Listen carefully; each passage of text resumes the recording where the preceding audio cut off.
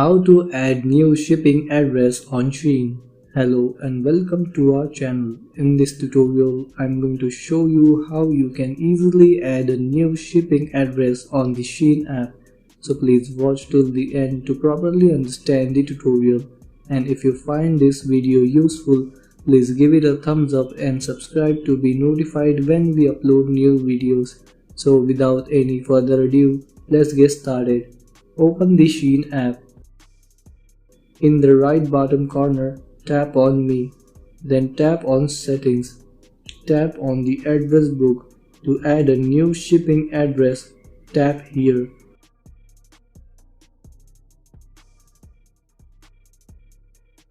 Write your name and last name here. Enter your phone number here and write your shipping address here.